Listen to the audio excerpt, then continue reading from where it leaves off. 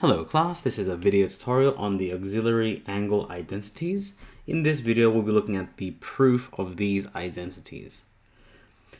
So functions, or expressions really, of the form a sine x plus b cos x, where a and b are just some constant numbers, and a and b are not zero. These expressions can actually be written in one of the four forms shown here. You'll see in this proof that r is actually a squared plus b squared, all square roots.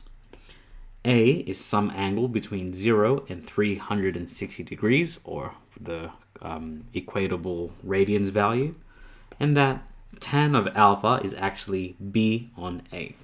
So let's get straight into the proof here. We begin first with a right angle triangle with some angle alpha.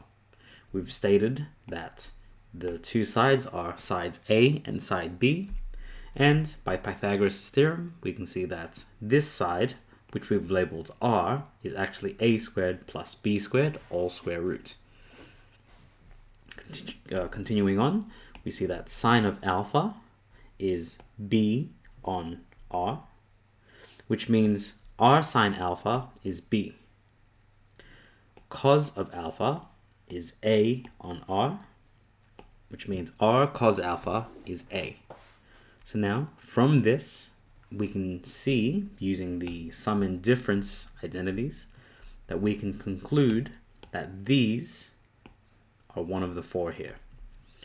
So first of all, I hope you can see that these two are found here because there is a plus and minus, and these two expressions are also found here because there's a plus and minus as well. So let's keep going now. Using the identities of compound angles, we get r bracket sine of x cos of alpha plus minus sine of alpha cos of x. I'm going to expand r and multiply to both, but at the same time I'm going to rearrange this. So that's going to be in the front here. So it's going to become r cos alpha sine x plus minus r sine alpha cos of x. And I hope you can see here that r cos alpha is actually a, and r sine alpha is actually b.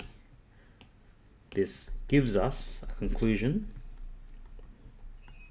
We get b sine of x plus or minus.